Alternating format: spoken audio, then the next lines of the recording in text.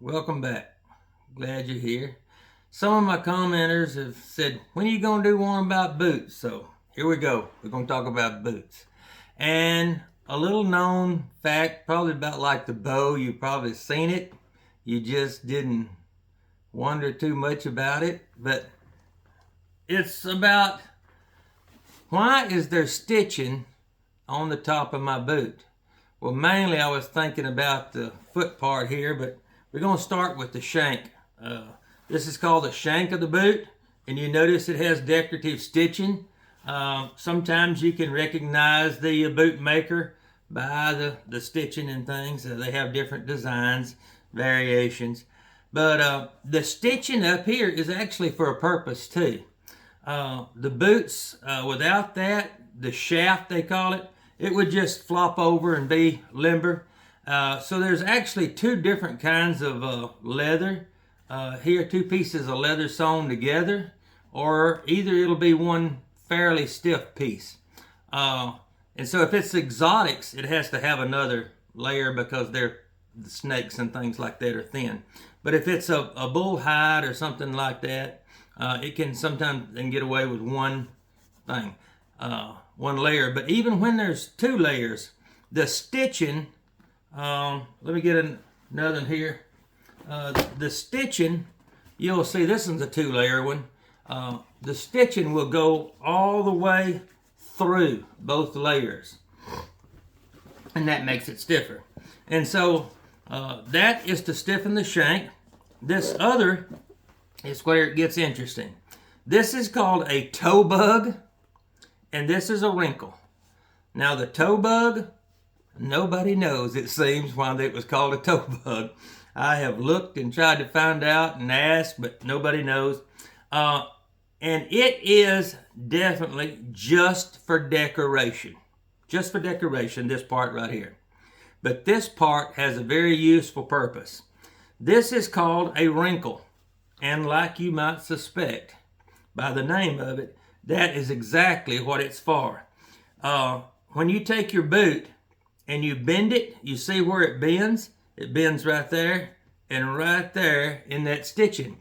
That's because actually the stitching has perforated it, but don't worry about that messing the boot up. Your boot, the top is going to outlast. It's not going to crack and split open unless you had somebody dancing with you a lot and his up on top of it. But no, I don't think that's going to happen. I don't think you could ever mess that out. You're going to wear out other parts of your boot before this up in here, so that don't affect the quality of it any. But that is to make it not be wrinkled all up and down. You've probably seen some kind of ropers that maybe don't have a stitching on them, and they will just have wrinkles all over them. I mean, all the way down to the toe and up, and it's for comfort. As you wrinkle your toes or you bend down, that boot is going to bend easier right there. Now, the thing you have to think about is that these vary between boot makers, or maybe even pairs within the same brand. This might be down more, up more, so you may need to check on or try on a couple of different pairs. You want that wrinkle to be right back behind your toes.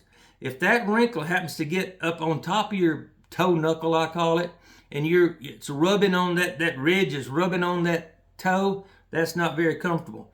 You want that back about a half inch or 2 inches, a half inch or an inch behind where your toe connects to your foot. And if you'll just, right now, you can do it. As you're sitting there, you can raise your toes up, but then when you go to trying to raise them up more, you'll feel where that bend is. And it's not right at the back of your toes. It's actually a little bit more, maybe a half inch more this way. So you want that stitch to line up with it. So if it doesn't and it feels uncomfortable, that's not going to go away. Don't think I'll break them in and that won't be rubbing my toe knuckle. No, that bend, that little indentation is going to be there, but it needs to be back further where it don't bother you. So that's the reason for the toe stitch. Now, the wrinkle, it's called. And so it helps with both things. Now, I just want to say, some people say, well, why ain't it on all the boots? Well, it don't have to be on all the boots. For one thing, exotics, they have several different places they bend. Alligators, this is a snake. Anaconda. It bends at all of these things here, it seems to, a bunch of different ones. And it's thinner leather, so it's comfortable doing that. Now, this sand lizard, this one here, it has ridges across it. So it has places, but it seems to be this one right here bends most of the time and first, but it has different places. You got your elephant. This elephant here, it's going to bend a lot of different places. It has natural wrinkles across it. So there's nothing you can do to change it. It don't need it. It's already doing it. And if they're alligators or something else, and this one's not alligator, I'm not even going to say what this one is. I've had this boot since 1977. I do remember when I bought this boot. Some of you know what it is. And this boot is that old. And it doesn't have the wrinkles in it, or the wrinkle in the toe stitch, because it has all these different breaks that it can bend in. So that's the reason why we have the little stitch down there. Serves a purpose. It makes the boot bend and be more comfortable. And so remember this,